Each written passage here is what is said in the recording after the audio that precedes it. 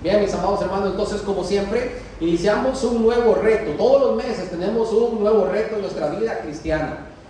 Yo anhelo que usted todavía esté pensando en aquellos ejercicios que hacíamos con el corazón, ¿se acuerdan?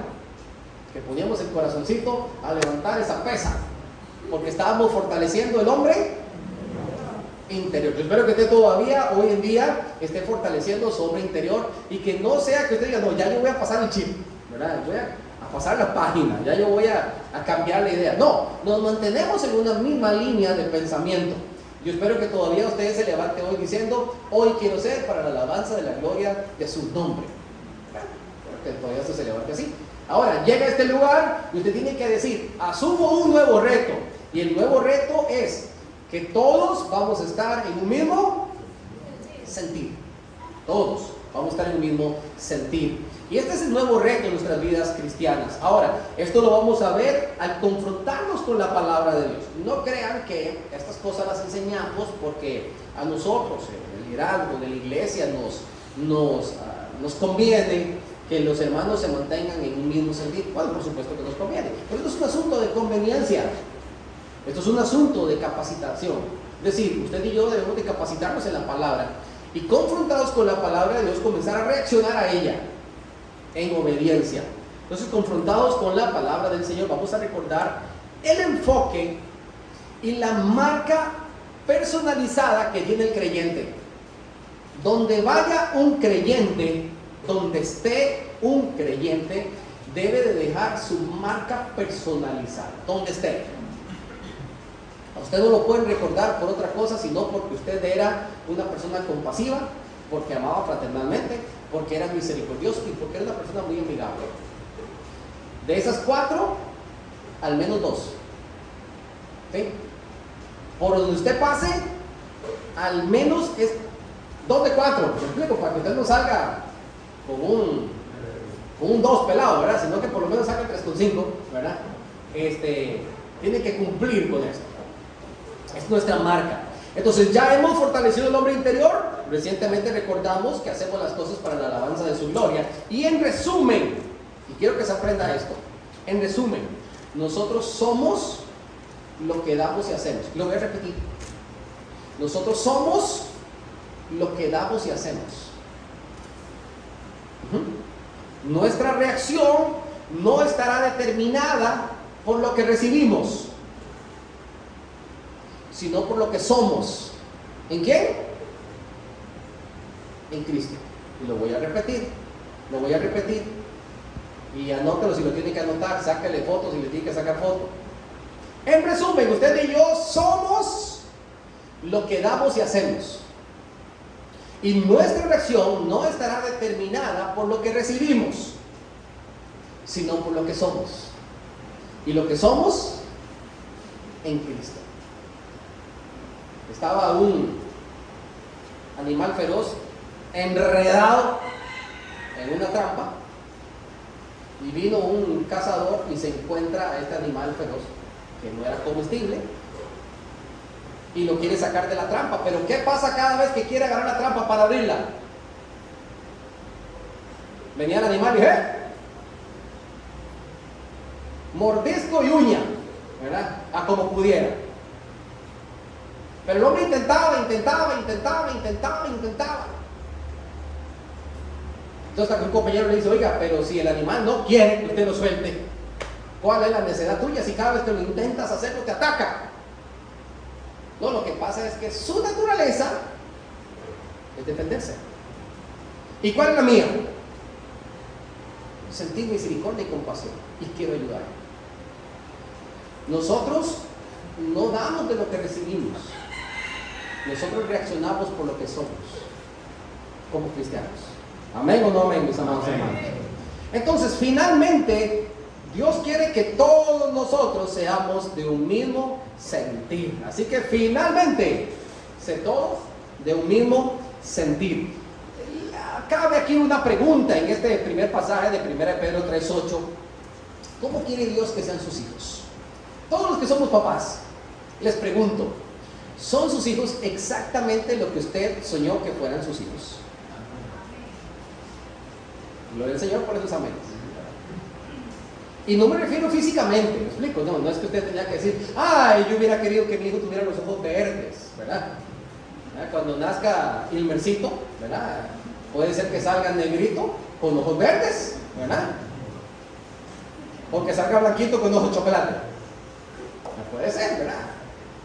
Pero no estamos hablando de aspectos físicos. No es que usted quiera, ay, no, que yo hubiera querido que el mayor sea más grande que el menor. O yo hubiera querido que fueran más inteligentes o que fueran más aplicados. No estamos hablando de estos aspectos. Usted como padre dice, yo lo que quería es que mi hijo fuera una persona entregada al Señor. ¿Explico? Yo cuando veo a mi hija, yo me gozo. Yo me gozo porque mi hija es una niña entregada al Señor. Y hay de que no lo sea. No, mentira, pero bueno, lo que voy es que yo me gozo en eso. Que se parece a papá y todo esto, ¿verdad? Eso es bueno. Pero no es lo más importante. Lo más importante es que sea una niña entregada al Señor, que sea apartado de lo malo, que sea temeroso de lo alto, que dé ejemplo en su caminar, que sea luz en medio de las tinieblas. Eso es lo que anhelamos nosotros para nuestros hijos, ¿cierto? Claro que también anhelamos que salgan bien en el colegio, que tengan buenas notas, en fin. Para los que ya están casados, pues anhelamos que nuestros hijos se hayan casado con una persona en Cristo y todas esas cosas que son muy importantes. Pero ¿usted ha preguntado usted cómo quiere Dios que sean sus hijos? Y cuando hablamos de cómo quiere Dios que sean sus hijos, oiga, estamos hablando de nosotros mismos. Y la pregunta es, ¿estoy yo siendo un buen hijo de papá? No me responda, no mueven ni la cabeza, nada más les pregunto. Y porque a veces nosotros yo no sé si está esto que sí o que no. ¿Soy yo un buen hijo de papá? ¿Cómo quiere papá que seamos? ¿Qué problema cuando en la casa se dan algunas directrices y no se están cumpliendo? ¿Qué problema? Porque esto va a generar roce. Pues en la casa de Dios sucede exactamente lo mismo. Nuestro Padre nos ha dejado un manual de instrucciones muy preciso de cómo Él quiere que nosotros seamos. Y le voy a decir una cosa. Quien no camina en la evidencia que el Señor nos dejó, se nota. Decía Camila cuando estaba pequeña, eso se nota. Espérate, se nota. No le reclamo, era yo, no era Camila. Se nota. Cuando un hijo de Dios no quiere caminar en obediencia, eso se nota. Se nota. Y tenemos que estar en un mismo sentido. Y los demás tratar de ayudar para que quien no está en un mismo sentir, lo logremos llevar al camino. Porque muchas veces hemos notado en el cristianismo moderno que quien no quiere caminar en el camino, en la senda correcta, entonces lo criticamos. Lo apartamos, lo apaleamos si es necesario. Y eso no es lo que el Señor nos manda a hacer. Eso no es lo que el Señor nos manda a hacer. Dios quiere que estemos en un mismo sentir. Y para allá vamos, mis amados hermanos, ¿soy yo? Para allá vamos. Ahora, les decía que Pedro escribe en el capítulo 3 la palabra finalmente, pensando en un contexto anterior y posterior al pasaje que él está desarrollando. Y quiero que vean algunas ideas que ya él había dicho. Vamos al capítulo 2, por favor. Capítulo 2, versículo 9. ¿Cómo Dios quiere que seamos sus hijos? Finalmente, ¿cómo Dios quiere ver a sus hijos? Capítulo 2, allá mismo. En 1 Juan, el capítulo 2 en este caso. El versículo 9. 2:9. Lo tenemos, mis amados hermanos. ¿Cómo Dios quiere que nosotros seamos? ¿Cómo Dios quiere que nosotros nos veamos a nosotros mismos? ¿Cómo Dios quiere que nosotros nos identifiquemos y a través de esto actuemos? ¿Qué dice? 1 Pedro 2:9.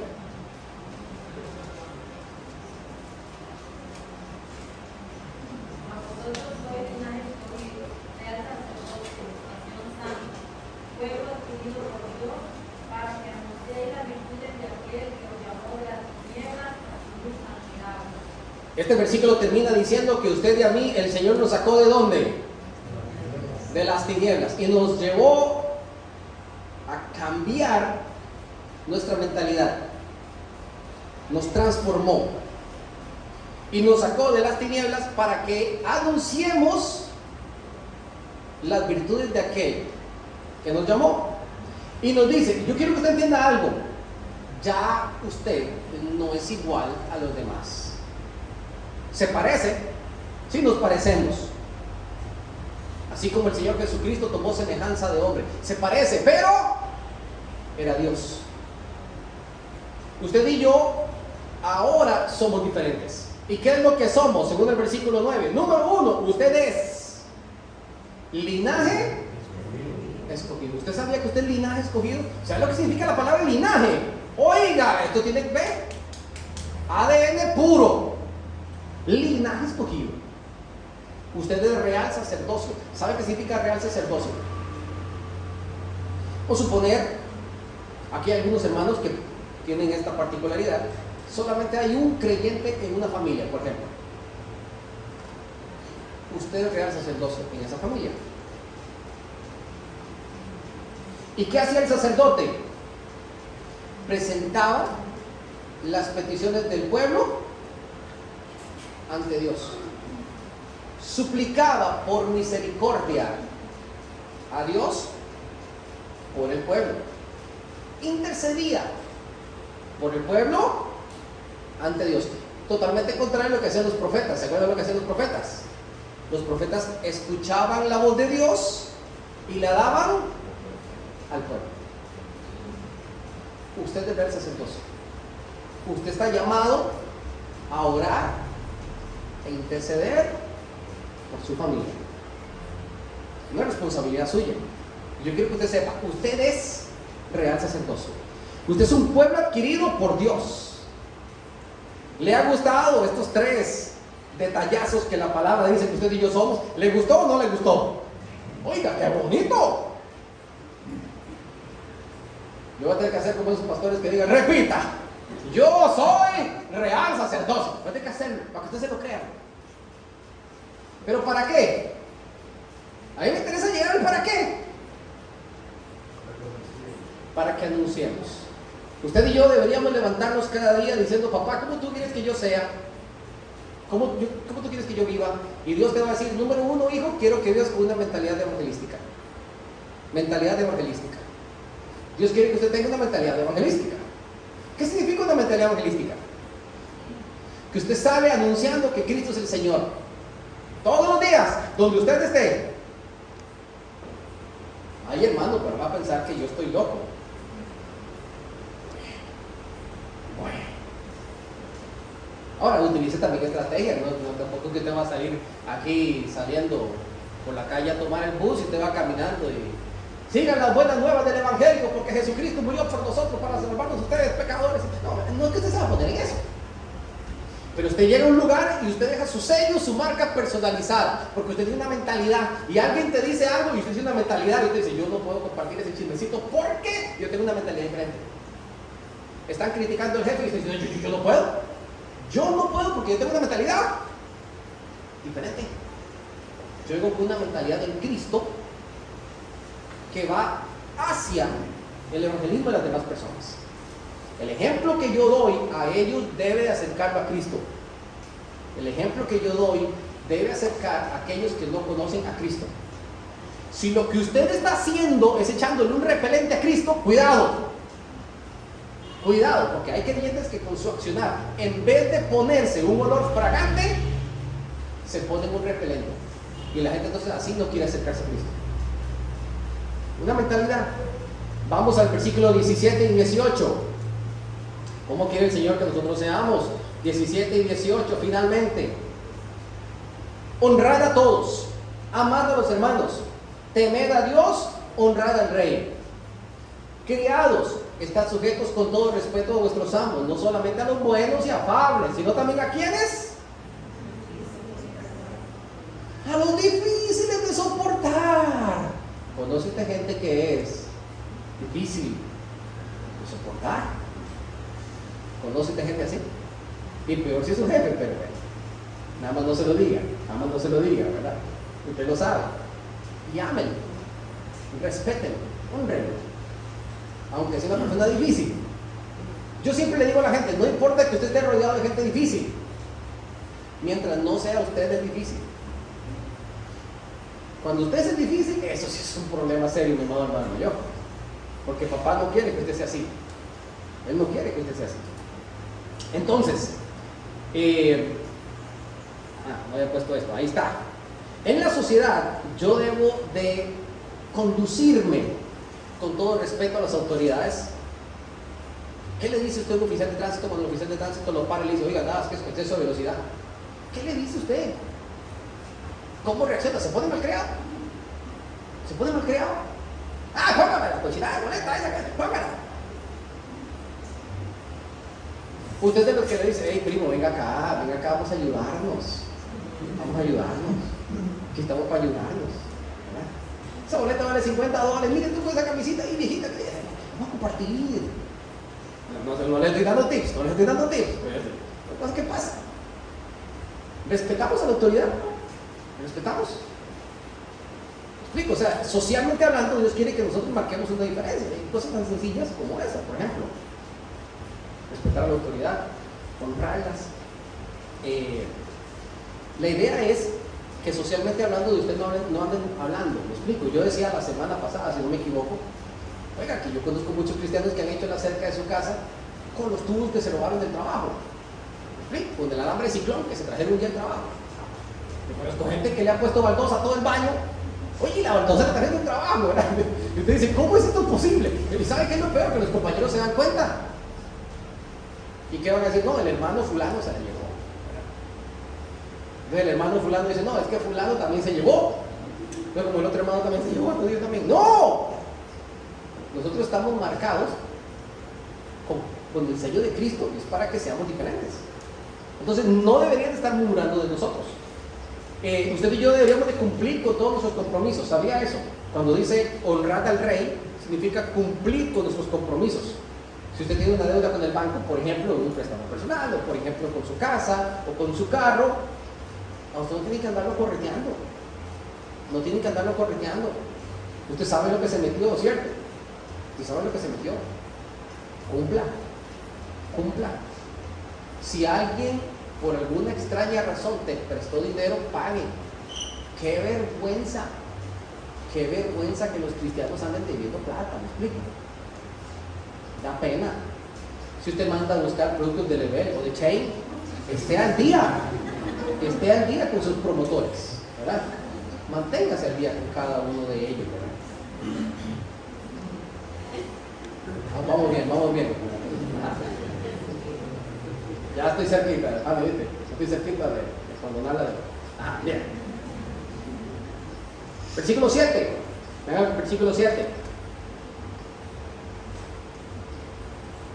Venga, ¿estoy bien ahí?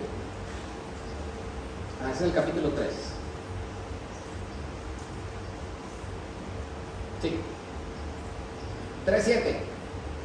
En casa debemos de ser ecuánimes. No sé por qué aparece 2:7, pero es 3:7, capítulo 3, versículo 7.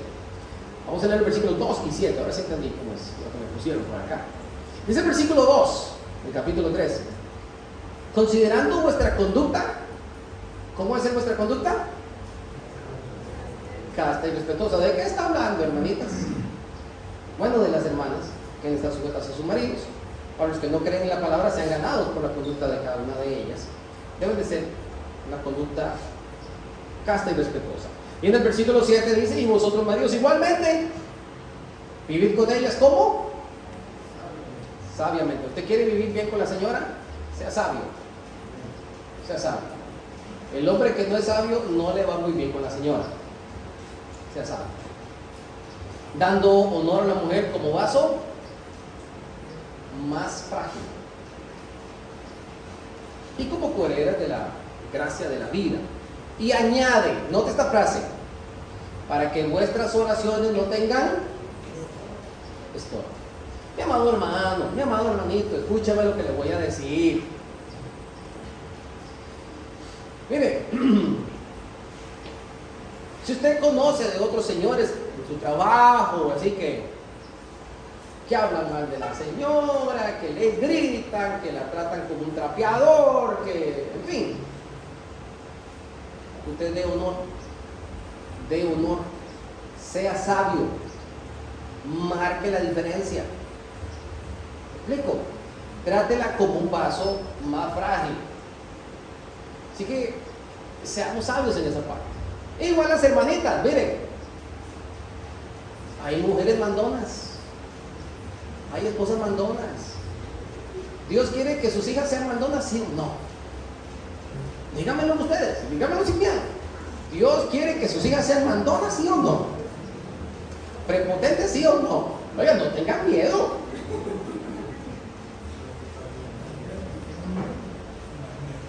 ¿Dios quiere que los esposos seamos ásperos y amargados?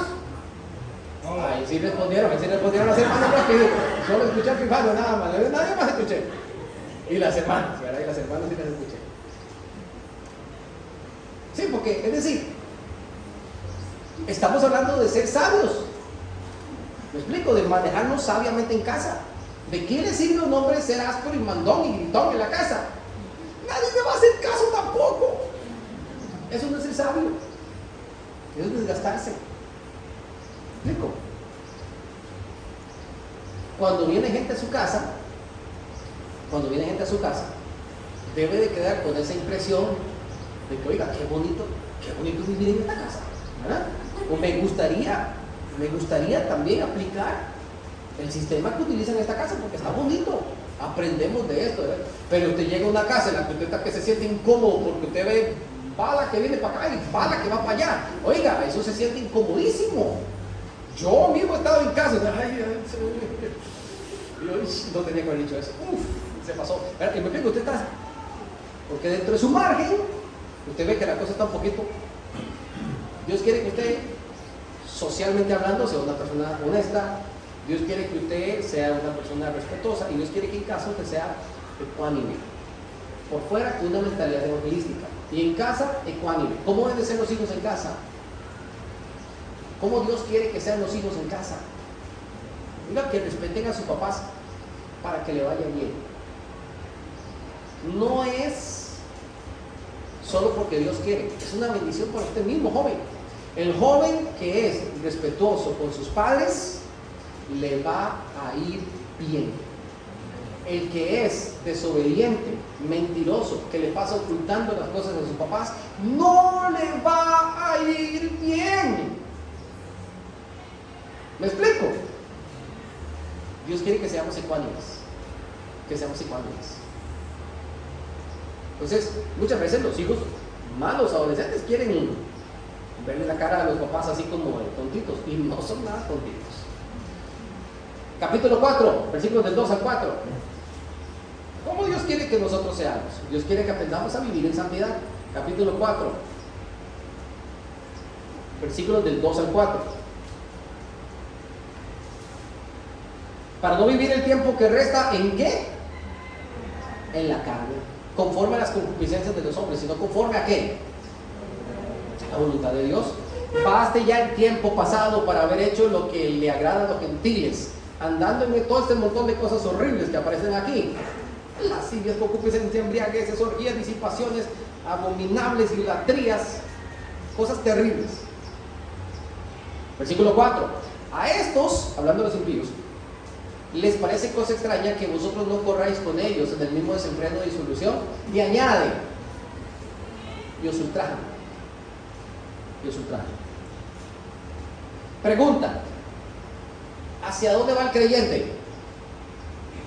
¿Y hacia dónde va el que no conoce de Cristo?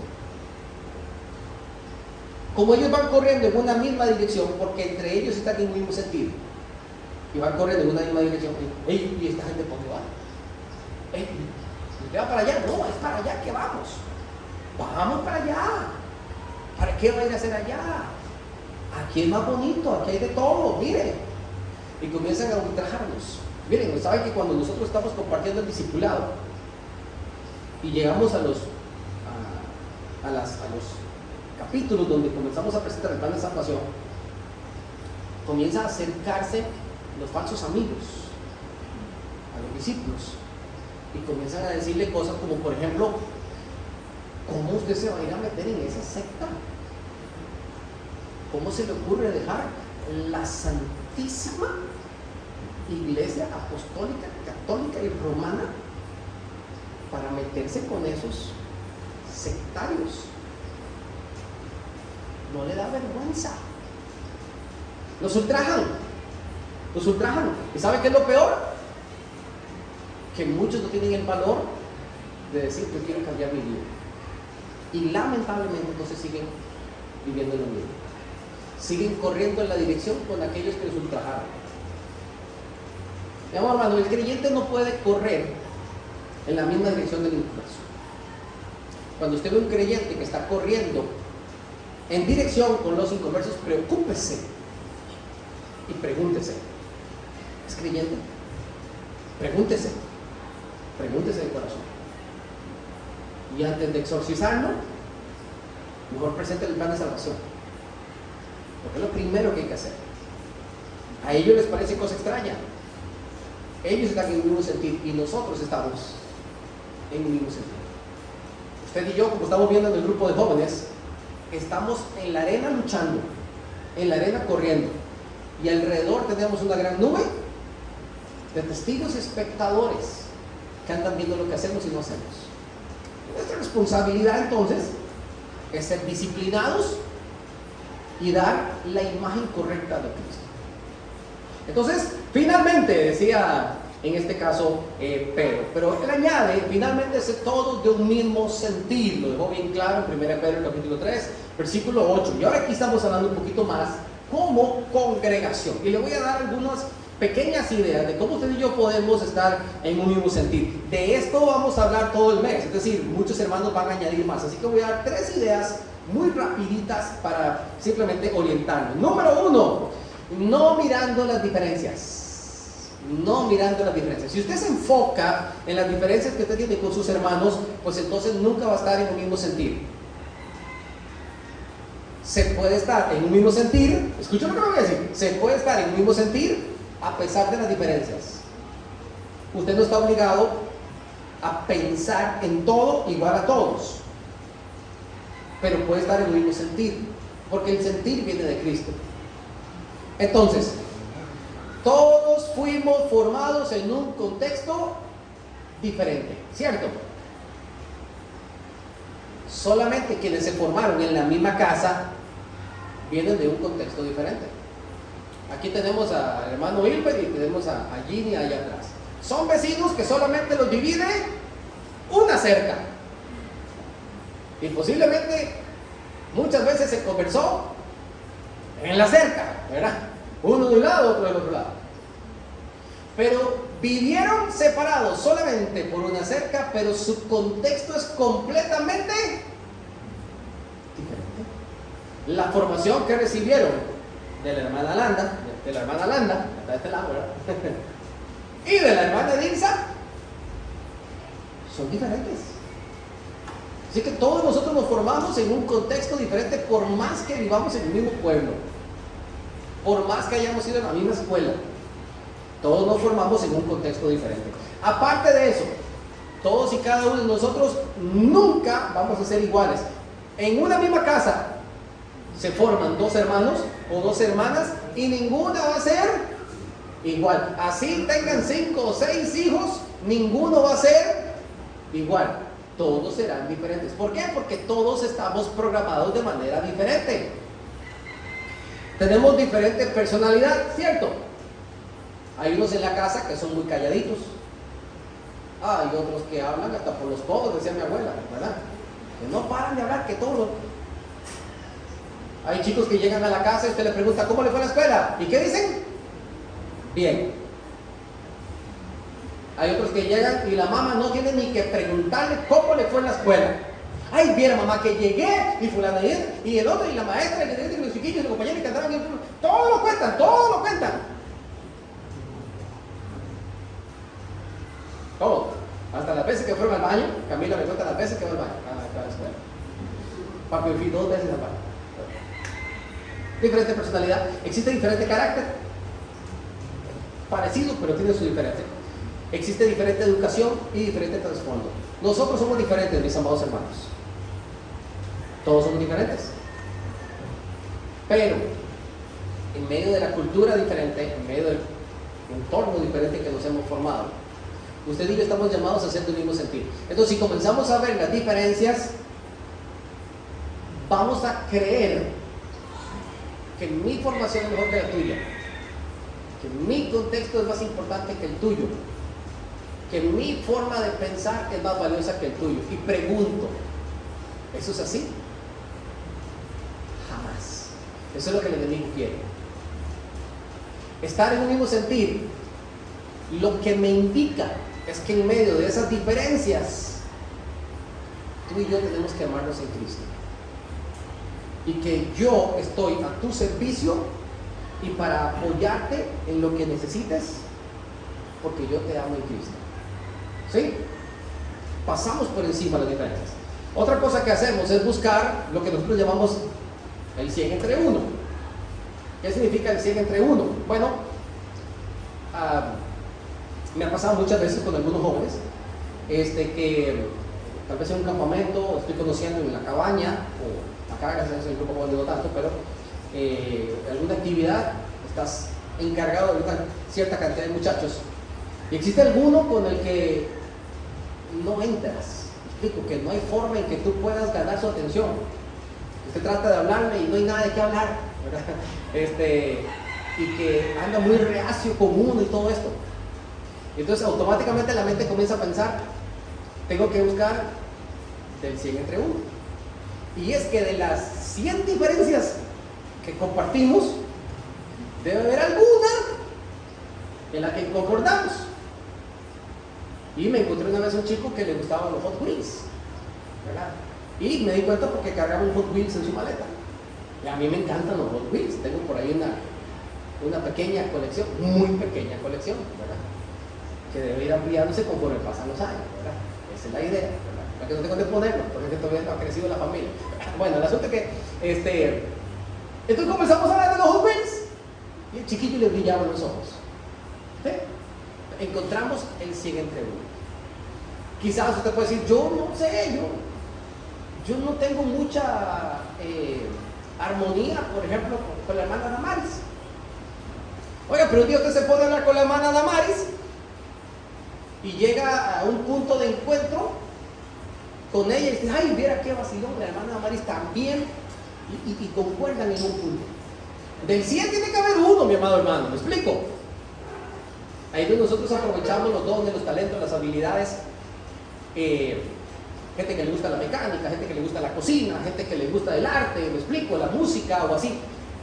Tiene que haber algo. Tiene que haber algo. Y ese debería ser un punto de encuentro entre nosotros los creyentes, ¿verdad?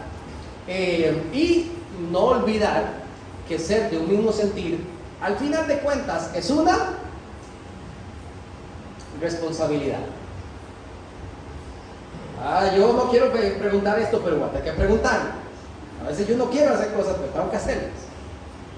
¿Estamos siendo responsables en esta área, sí o no? ¿Estoy cumpliendo yo con mi parte? ¿Sí o no? No me responda, yo nada más pregunto, pero usted pregúntese a usted mismo y respóndase a usted mismo. ¿Estoy siendo responsable con Dios en el hecho de ser de un mismo sentir con mis hermanos, o estoy siendo un gran irresponsable? A veces nosotros pensamos que los demás hermanos tienen que cumplir y andamos viendo a los demás, lo que hacen, lo que no hacen. Aquí el que debe de cumplir soy yo. ¿Quién es el que debe de cumplir? Usted tiene que decir yo, porque si yo digo yo, entonces llamémosle yo, ¿verdad? ¿Quién es el que debe de cumplir? Yo. Yo soy el que tengo que cumplir. Yo no puedo ni siquiera decir usted, no. Yo tengo que esperar que usted diga, y yo también tengo que decir yo. El yo. Y es importante que yo descubra la responsabilidad que yo tengo en mí mismo. Y le voy a decir algo, y esto no es para maquillar una enseñanza, mi amado hermano. Si usted quiere saber quién es una persona madura espiritualmente, mírala por la intención que hay en su corazón de mantener la comunión.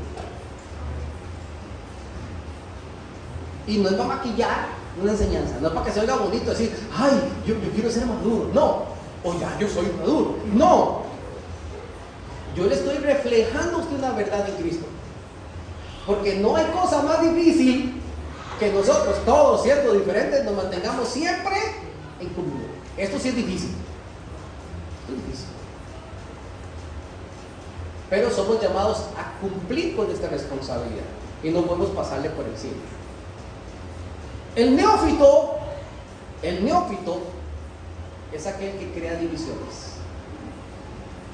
Y cuidado, porque dentro de la estructura bíblica, teológicamente comprobable, las personas que crean divisiones, después de una o dos reprensiones, deberían de desecharse de la iglesia. No existe otra causal de despido o de divorcio en la iglesia, sino aquel que crea divisiones. Y esto está comprobado bíblicamente. ¿Me explico? ¿Qué es lo que está diciendo el Señor? El que es divisionista no está en Cristo. No está actuando conforme a la voluntad de Dios. Está actuando de acuerdo al plan que tiene el enemigo para la iglesia, que es dividirla y destruirla. Les repito, no es para maquillar, les estoy diciendo la verdad en Cristo. Y queremos ver al menos uno de los puntos. ¿Se acuerdan los puntos que habíamos aprendido en 1 Pedro 3:8? Decía que tenemos que hacer el mismo sentir, y luego dice, compasivos, amándonos fraternalmente, tenemos que ser además misericordiosos y amigables. ¿Qué les parece si vemos el compasivos? Tres cosas rapidísimas que vamos a ver en cuanto al ser compasivos. Número uno, esta sí me encantó.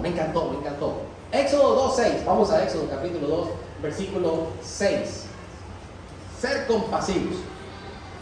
Éxodo 2:6. ¿Quién lo tiene? Por favor, que me lo lea bien bonito.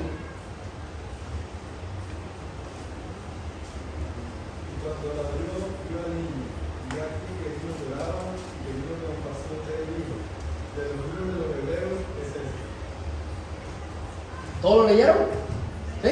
¿Vamos a verlo? Dice que cuando ella lo vio, ¿a quién vio?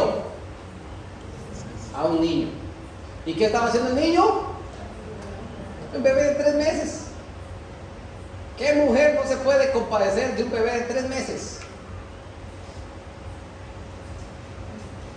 Posiblemente con frío, con hambre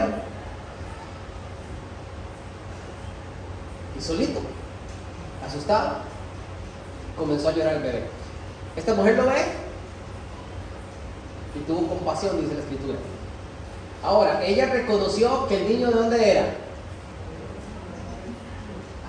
Este niño es de los hebreos. Pregunta, ¿quién era esta mujer? ¿Se acuerdan quién era esta mujer? Oiga, la princesa del imperio Egipto, la faraonita, ¿verdad? ¿Y qué había dicho el emperador? Niño varón hebreo que nazca tiene que morir. Ella lo ve y lo reconoce y sabe que es hebreo. ¿Qué dicta la ley que hay que hacer con ese niño? Matanga, dicen los chiquillos, ¿verdad?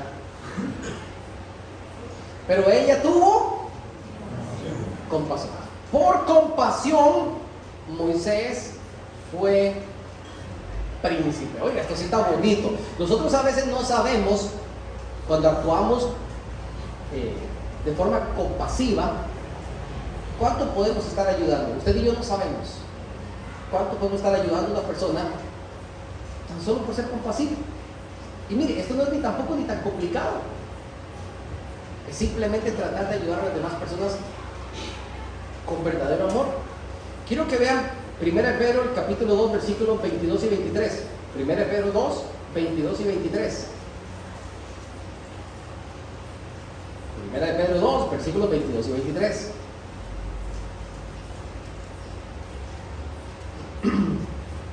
El cual no hizo pecado, ni se halló engaño en su boca. Quien cuando le maldecían, está hablando nuestro Señor Jesucristo, no respondía con maldición. Y cuando padecía, no amenazaba, sino que encomendaba la causa al que juzga justamente. Esto es compasión. Esto es compasión. ¿Me explico? Ahora, la idea es que a Moisés no le aplican la ley, sino que se le retribuye la ley con compasión. Entonces se paga con bien un mal que ya tenía acumulado. Esto es compasión. Y es lo que el Señor Jesucristo hizo también, que lo acabamos de leer. Mire, esto también es muy bonito. Con compasión miró el Señor las multitudes. Vamos a Mateo capítulo 9, versículo 36. Mateo 9, 36. Mateo 9, 36. ¿Qué dice Mateo 9, 36?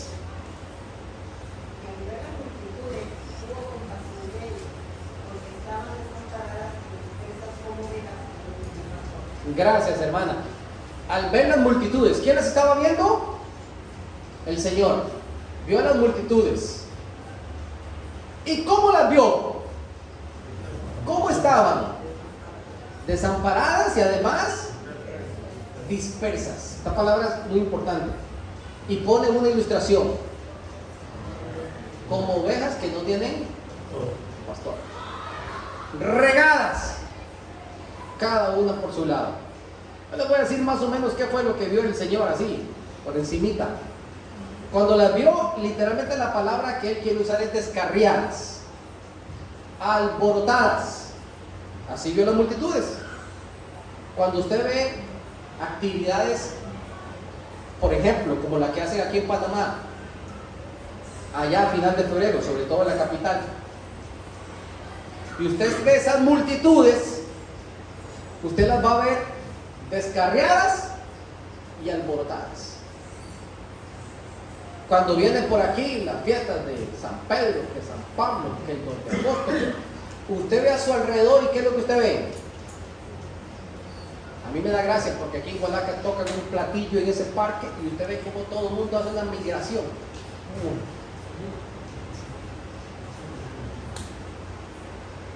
Se gastan $3,000 en juegos pirotécnicos y luego dicen que son muy buenos los gobernantes. ¿Me explico? Alborotadas, descargadas. Ay, que viene a tocar tal grupo, que vino la rítmica, el patrón de la música, que vino no sé qué, y todo el mundo. A mí no me pregunten quiénes son, porque yo nada más escucho. No sé de eso. Gente bullera, idólatra, pecadores. Estoy hablando de Jesucristo, lo que miró cuando vio a las multitudes desamparadas, y no estoy hablando solamente de aquí. Si hay algún parecido, pues pura casualidad. Pero el Señor no las criticó. ¿Qué hizo el Señor? Dice la Escritura que al verlas tuvo compasión de ellas. Entonces se acercó a ellos y dice que se acercaba a la multitud. ¿Y qué hacía el Señor con ellos? Les sanaba, les enseñaba, multiplicaba la comida, los perdonó y les mostró literalmente amor. ¿Y por qué nosotros tenemos que ser compasivos, mis amados hermanos? Porque bueno, Dios tuvo compasión de nosotros. Vamos a Romanos, el capítulo 9, versículo 15. Termino con este último punto. Romanos 9, 15.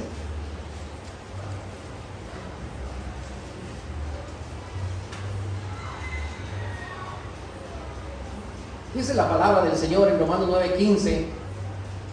Pero Moisés dice: tendré misericordia del que yo tenga misericordia, y voy a tener compasión, amén, compadeceré del que yo me compadezca. Si usted lee esto, el Señor está diciendo: yo voy a tener misericordia del que yo quiera tener misericordia, y yo voy a tener compasión de quien yo quiera tener compasión. Y Pablo explica en el contexto del pasaje, por ejemplo, el Señor amó a Jacob y no amó a Esaú. El mayor sirvió al menor, cuando naturalmente esto tenía que haber sido a la inversa, según la misma ley de los judíos. Y Dios, de quien, el Señor Jesucristo, de quien nació en su pueblo, ya no se llama únicamente el Dios de los judíos, sino que dice la Escritura que nos alcanzó a cada uno de nosotros. Dice el escritor en este caso: ¿podrá acaso el barro reclamarle al alfarero y decirle por qué me hiciste de una manera o por qué me hiciste de la otra? No, hay una forma de reclamar.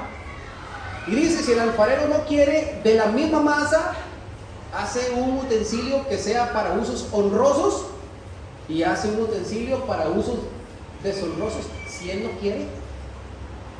Y en fin, lo que está diciendo el pasaje es que el Señor, de quien tuvo misericordia, fue de cada uno de nosotros. De quien tuvo compasión, fue de cada uno de nosotros. Porque Él así lo quiso. Porque Él quiso tener misericordia de cada uno de nosotros. Le pregunto, si el Señor tuvo misericordia y compasión de nosotros, ¿debemos nosotros tener compasión de los demás? Se convierte entonces en una responsabilidad. Y note, y le repito, esto está hablando primeramente de entre nosotros. Entre nosotros. ¿Sí? Primeramente entre nosotros. Y luego, este modo de vida que nosotros implementamos, comienza a marcar la vida de los demás que están afuera. Familiares, amigos, compañeros, vecinos, comienzan a ver en nosotros una forma diferente de vida, una mentalidad diferente. Y ellos van a tener que decir, yo también quiero acercarme a Cristo. Yo también quiero conocerlo. Porque lo que estas personas viven no es normal. Esto no es normal. Mi amado hermano, de lo que estamos hablando no es normal. Normal es que si a usted le pegan en la mejilla izquierda o derecha, usted también trabe la izquierda y la derecha. Eso es lo que es normal. Pero el Señor dice, no, cuando le traban en esta, si no se quitó la gana, ponga la otra. ¿Es normal o no es normal? Lo normal es amar a quienes me aman, ¿cierto? Pero el Señor dice que tenemos que amar a quienes me aborrecen. ¿Eso es normal o eso no es normal? No, yo sé que no es normal. Pero el Señor dice, si ustedes solamente aman a los que le aman, les pregunto, ¿qué mérito tenéis? Y la respuesta es,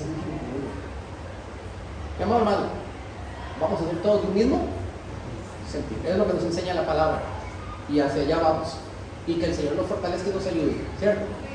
Porque no es fácil. Acompáñame en oración, dígale: Padre, quiero presentarme delante de ti para renovar una vez más mi compromiso y tratar con todas mis fuerzas de ser yo un instrumento que unifica a la iglesia, que genera comunión, que genera amor. Permíteme con mis acciones mirarte a ti, obedecerte a ti, y que sea mis acciones un reflejo de lo que he aprendido y visto de ti, Señor. No quiero que mis acciones sean un reflejo de quizás de las cosas que yo pienso que recibo o no recibo de mis hermanos, que no sea una reacción errónea o de pecado hacia ellos, ofensivo o simplemente despectivo, sino todo lo contrario, Señor, que yo aprenda a ser amigable, que yo aprenda a ser una persona diferente, y que las demás personas que no te conocen también quieran aprender y adoptar esta conducta que nos las has enseñado tú. Sin duda es una conducta aprendida, sin duda, pero queremos aprenderla y queremos ponerla en práctica para agradarte a ti. Sigue todavía latente en mi corazón la pregunta que hice al inicio: ¿cómo tú quieres que sean tus hijos? Yo sé cómo tú quieres que sean tus hijos, Señor. No sé si al 100% estamos agradándote, pero queremos trabajar en ello, Señor. Eso sí queremos decirte. Queremos agradarte, Señor. Te pedimos que nos uses, que nos fortalezcas. En el poderoso nombre de Jesús.